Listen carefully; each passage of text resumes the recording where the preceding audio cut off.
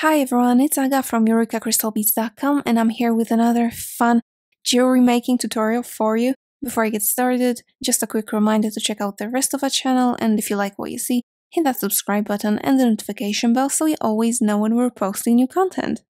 In today's video, I'm going to be showing you how to make a Halloween themed, really basic and simple bracelet. But we're going to be going away from the pumpkin vibes and more into the vampire style. So what inspired this bracelet are these tiny little cute gothic style connectors that I have here. They're antique copper and you can get them in packs of 10. You will probably need 2 packs because for one bracelet, we're going to be needing about 11 to 13 or 14 of them. For my just under 7 inches wrist, I'm going to be using 12, and this is going to give me a bracelet of just over 7 inches with the clasp included. So that's how many of these you're going to need, but in addition to that, you're also going to need some beads. And here I have these faceted glass teardrops that kind of remind me of drops of old blood. They're kind of more brownish than red, and in my opinion that matches better with the copper color of the jewelry, and I really like them as like a little vampire touch. When it comes to beads, you're also going to need some 11-O's. I have these lovely bright red 11-O's here. You're also going to need jump rings in the same or slightly bigger amount than the number of these drop beads and these connectors. And you're going to need head pins. And here I have these like 24 or 25 gauge head pins. As you can see, they're easily straightened, so don't worry if they come all jumbled up and tangled up like this, because that's what will happen in transport and you don't need them all that straight anyway. We're going to need them straight like up until this point, and then we're going to bend it and fold it over anyway. So you're also going to need these, and if you only have like a lower gauge like 20 or 21, you won't need to like wrap them around after you make a loop. You just roll a loop on your pliers, on your round nose pliers, and then you're done. But here I'm going to show you how to create our bracelet with these very thin head pins. When it comes to tools, you're going to need some pliers, and the 3 pairs that I have here are round nose pliers, tapered flat nose pliers, and the tapered part is quite important, as you will see in a moment, and some cutting pliers to cut off the excess of the wire on these pins. Okay, let's start. What I'm going to start with are these little charms, sort of, that I already made most of. I just need to make one additional charm like this. And as you will see, this is the faceted drop bead and the 11-O on this head pin with this little loop and wrap arounds. So this is what we'll need, and we'll need 1 fewer of these little charms than we have our elements. So I just need 1 more. So I'm straightening 1 of the head pins, and I'm gonna put on the drop bead and 1 red 11-O on that. And now with the tip of my tapered flat nose pliers, I'm just holding it like that and bending it about 90 degrees so that I have this little bit of space here where my wire will kind of wrap around.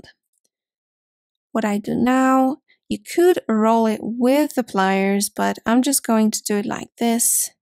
So I'm holding it like at the end of my pliers. I want my loops to be really small, so I'm just holding it at the end, and I'm taking this end of the wire and folding it this way. Now turning and folding it in here. So this is what I have now.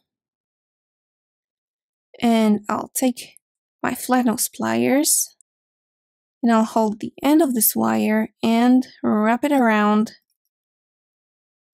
like this, around that central wire as many times as I need to reach that like almost the end point of that free wire that I have here.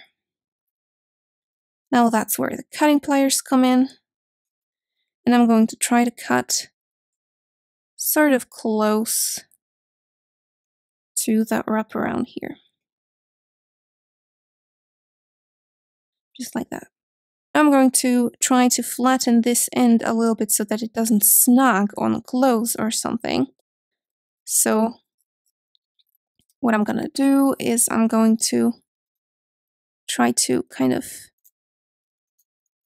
push it towards that wire with my flat nose pliers. Just like that. And this is what you end up with. And here I have 11 of these little charms. Now it's time to connect the connectors. Just to make it easier for myself, I'm going to line them up. And what I'm going to do now is I'm going to be connecting them with jump rings, and in the meantime, I'll be adding these charms. I'm opening a jump ring using my 2 pairs of pliers, maybe a little bit wider because these connectors are kind of thick. And I'm taking the first connector, connecting it on its side, and the other one on its other side. So the only thing you have to mind here is that you put them in the same direction, although putting them in alternate directions would be also quite interesting. So what I do is I just add the little charm on top of that. Now I'll be closing that jump ring, and if you're using a thin wire, a thin pin, just make sure that you close that wire quite securely. Like this one is not quite secure, so I'm just going to correct it.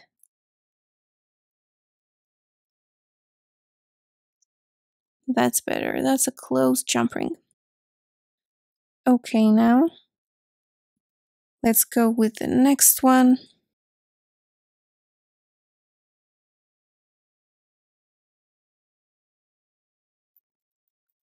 Now I look at the direction here. So I'm going over into this side of this one, picking up the next one, and adding it on, plus the charm.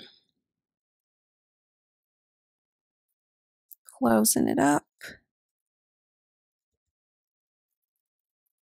And on to the next one.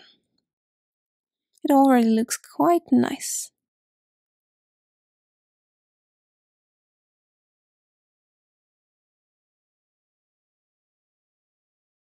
Alright guys, the bracelet is almost done now.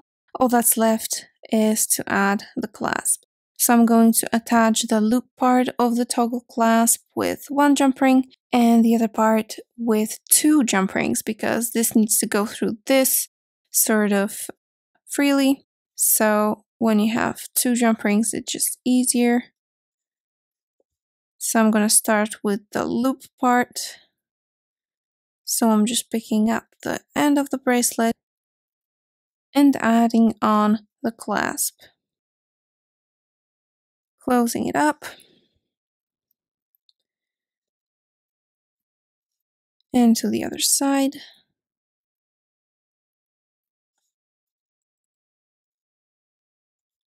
Opening up a ring. Attaching it over here, and I'm going to close it because we're going to be adding another jump ring.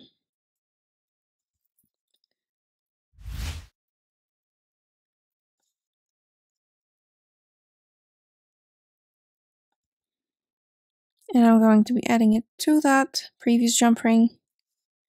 And I'm going to add on the other half of the toggle clasp. And the bracelet is done.